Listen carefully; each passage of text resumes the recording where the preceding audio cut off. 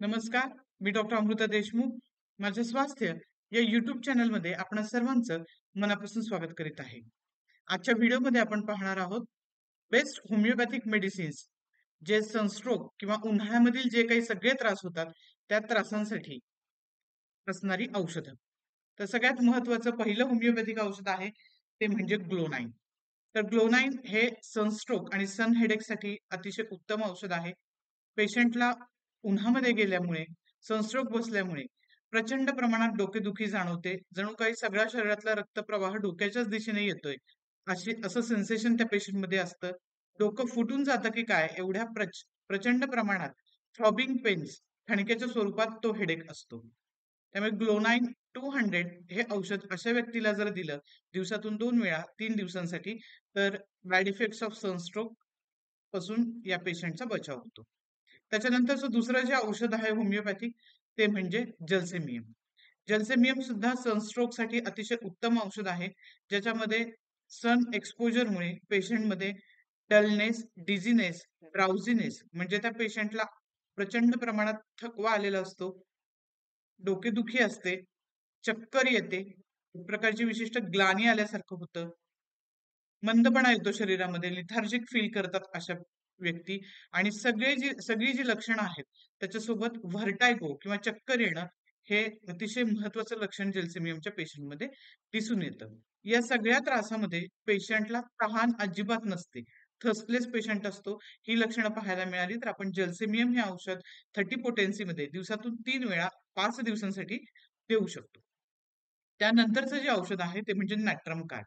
Natrum कार्ब हे homeopathic मधलं असं औषध आहे जे chronic bad effects of sunstroke म्हणजे क्रोनिक जे इफेक्ट्स असतात सनस्ट्रोकमुळे किंवा सन हेडेक्स असतील, क्रोनिक स्किन इरप्शन्स असतील सनस्ट्रोकमुळे होणारे, त्यामध्ये नॅट्रम कार्ब हे अतिशय उत्तम औषध आहे. प्रचंड प्रमाणात थकवा जो असतो सनस्ट्रोकमुळे, तो सुद्धा नॅट्रम कार्बच्या पेशंटमध्ये पाहायला मिळतो आणि अशा व्यक्तींमध्ये दूध न आवडणं किंवा अशा व्यक्तीला अजिबात दूध आवडत नाही, ते दूध जर पिण्यात आलं, तर त्यापासून जुलाब लागण्याचं लक्षण सुद्धा नॅट्रम कार्बच्या पेशंटमध्ये दिसून येतं. प्रचंड थकवा, डोकेदुखी आणि काही त्वचेच्या तक्रारी ज्या खूप कालावधीनंतर सनस्ट्रोक नंतर दिसून येतात. अशा कंडिशनमध्ये आपण नॅट्रम कार्ब हे बेस्ट होमिओपॅथिक मेडिसिन आहे सनस्ट्रोक आणि क्रोनिक स्किन इरप्शनसाठी, सन एक्सपोजरमुळे झालेल्या. त्यामुळे नॅट्रम कार्ब 30 हे होमिओपॅथिक मेडिसिन आपण दिवसातून 3 वेळा 5 दिवसासाठी अशा व्यक्तीला देऊ शकतो. त्याच्यानंतरचं जे होमिओपॅथिक औषध आहे ते म्हणजे ब्रायोनिया. ब्रायोनिया हे होमिओपॅथीतलं अतिशय बेस्ट औषध आहे, जे कोरड्या उष्णतेसाठी दिलं जातं. म्हणजे उन्हाळ्यामध्ये जी कोरडी हीट असते, ज्याला ड्राय हॉट विदर असं आपण म्हणतो. कोरड्या उष्णतेमध्ये होणारे सगळे त्रास, जसं की कोरड्या उष्णतेमध्ये पेशंटची त्वचा जी आहे ती पूर्णपणे कोरडी पडते. त्यामुळे ब्रायोनियाच्या पेशंटच्या ज्या सगळ्या म्युकस मेम्ब्रेन्स असतात, त्या पूर्णपणे कोरड्या असतात आणि त्या कोरड्या झाल्यामुळे पेशंटला वेगवेगळ्या त्वचेच्या विकारांना सामोरं जावं लागतं. बद्धकोष्ठतेला, पोट साफ न होण्याच्या तक्रारीला सामोरं जावं लागतं. त्यामुळे bryonia is one of the best remedy during dry hot weather for skin eruptions and constipation. फक्त म्युकस मेम्ब्रेन्सच या पेशंटच्या ड्राय नसतात, तर इमोशनली सुद्धा हा पेशंट ड्राय असतो. त्याच्या भावना सुद्धा सगळ्या कोरड्या झालेल्या असतात. त्या पेशंटला कोणाशी बोलण्याची इच्छा नसते. स्लाइटेस्ट मोशन, थोडी जरी हालचाल झाली तर पेशंटला सगळ्या गोष्टी ॲग्रवेट होतात, वाढल्या जातात, सगळी लक्षणं वाढली जातात. त्यानंतर bryonia is one of the best remedy for summer dyspepsia. पित्त किंवा ॲसिडिटी जी उन्हाळ्यामध्ये वारंवार व्यक्तीला जाणवते, त्या ॲसिडिटीसाठी किंवा पित्तासाठी, डिस्पेप्सियासाठी, समर डिस्पेप्सियासाठी ब्रायोनिया ही बेस्ट रेमेडी आहे. तर ब्रायोनिया पेशंटला इपिस्टॅक्सिस जे आहे, ते इपिस्टॅक्सिस उन्हाळ्यामध्ये होतं, घणा फुटतो आणि जो हेडेक उन्हाळ्यामध्ये येणारा ताप असेल, त्याच्यासोबत असणारी डोकेदुखी, सर्दी, खोकला ह्या सगळ्या लक्षणांवरती आपण ब्रायोनिया हे औषध देऊ शकतो. ब्रायोनियाची डोकेदुखी जी असते ती घणा फुटल्यानंतर कमी होते. म्हणजे जे कंजेस्टिव्ह फोरहेडमध्ये जे पेन राहतं, ते घणा फुटल्यानंतर ते पेन कमी होतं असंही लक्षण ब्रायोनियामध्ये पाहायला मिळतं.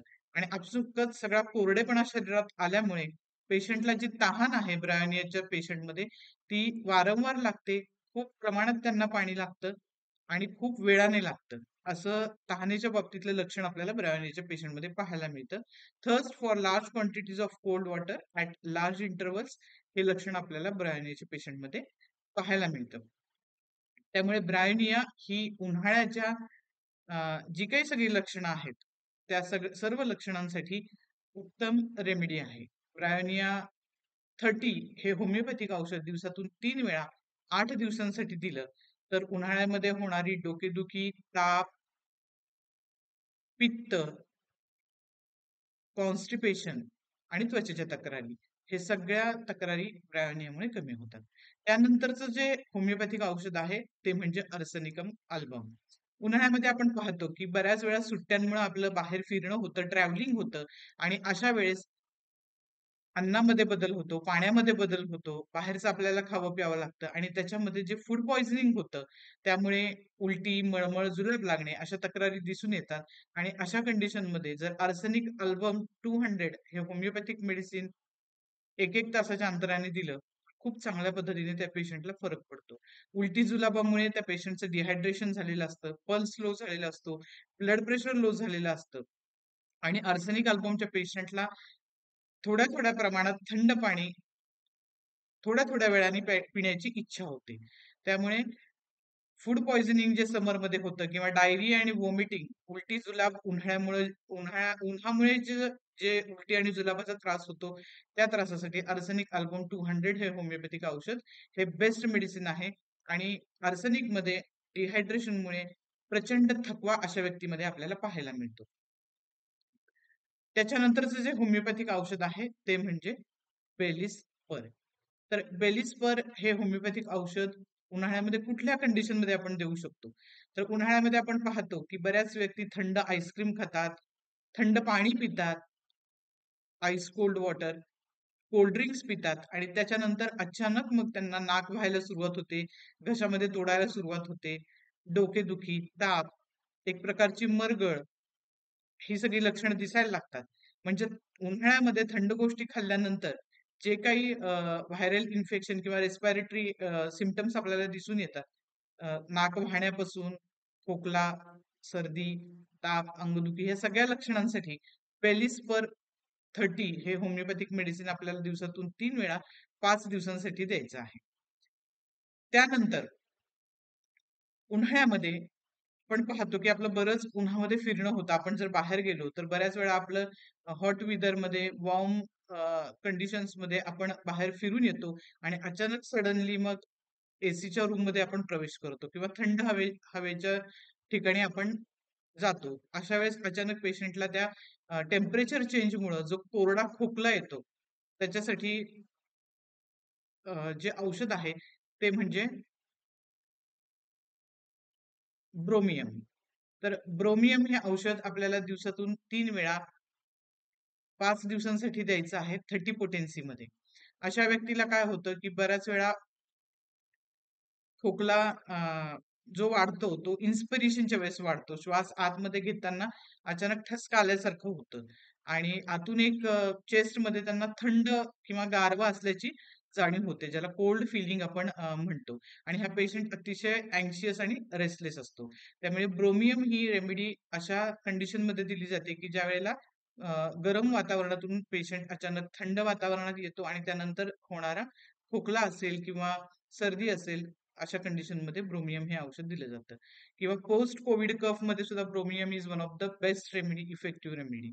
लंग फायब्रोसिस असेल त्याच्यामध्ये सुद्धा ब्रोमियम हे खूप चांगल्या पद्धतीने काम करतं.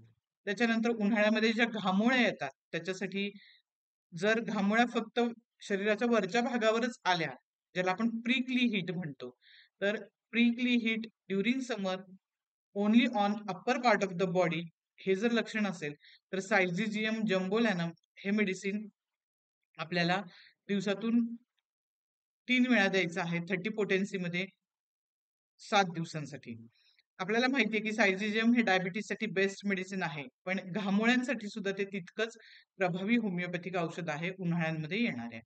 त्याच्यानंतरचं जे होमिओपॅथिक औषध आहे ते म्हणजे स्किन इरप्शनसाठी असणारी होमिओपॅथिक औषधं, जी उन्हाळ्यामध्ये जाणवणारे त्वचाविकार आहेत, त्याच्यामध्ये स्किन इरप्शन्स ड्युरिंग समरमध्ये सरसापरीला हे होमिओपॅथिक औषध आपण देऊ शकतो 6 सी पोटेन्सीमध्ये दिवसातून 3 वेळा 10 दिवसांसाठी.